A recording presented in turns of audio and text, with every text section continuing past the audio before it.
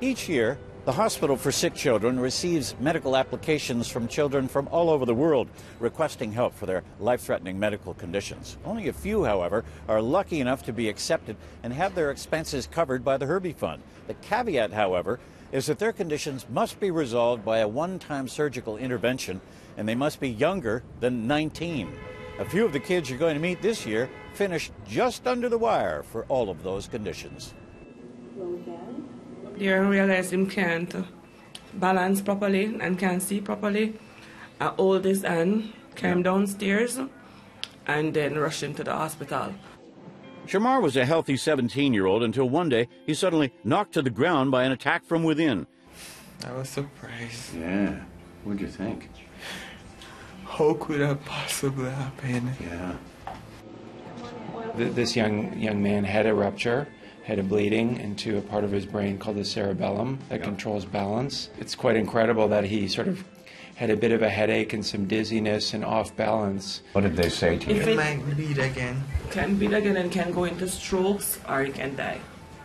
Doctors told young Shemar from Jamaica and his family that the boy needed help. He needed surgical intervention immediately. His life was at stake.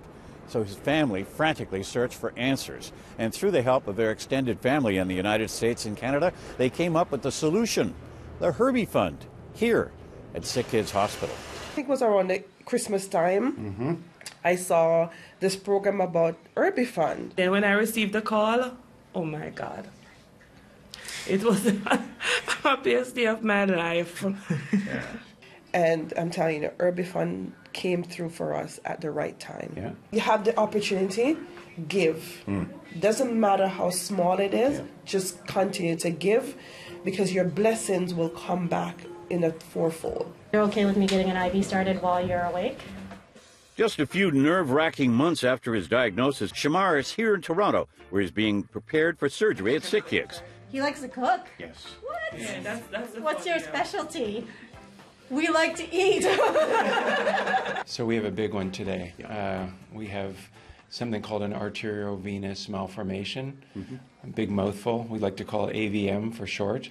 What it is an abnormal connection between arteries and veins. Slight different plan about the incision. Okay, Mom? Our angio here showed special weakness on one of the blood vessels called an aneurysm. So it tells us we really got to get this thing out and get it done. The next 9 hours, he's my son. Yes. Okay. We here in Canada are so lucky we have the crown jewel of children's health, Sick Kids Hospital here in Toronto. It, combined with your generous donations to the Herbie Fund and the best pediatric surgeons in the world, have saved the lives of over 800 children since 1979. And this is incredible technology you've got going for you here. Yeah, the art of neurosurgery is finding the way in that is least harmful to the patient. And there she's beside the eye. Stephanie's doing the registration now in order to register the 3D of his head to the 3D information we got from the imaging. You can see the brain, there's all these little squiggles all over, which are blood vessels, but here there's way too many of them. Yeah. So we can look after him. We have some of the best technology and the best team. So we're confident we can do a great job for him today. And the prognosis will be long-term? We're going to cure him today.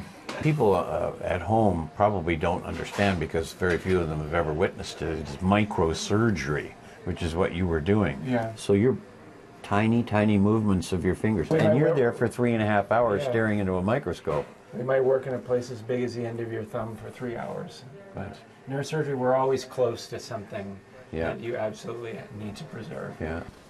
Hello. Hello. It's okay, we're done. It's all out. Okay. We're just about to do the angiogram. I think it's gone great. So much, thank you. All this week, we will bring you the stories of children from around the world whose lives are being saved by the Herbie Fund. To donate, please go to herbiefund.com.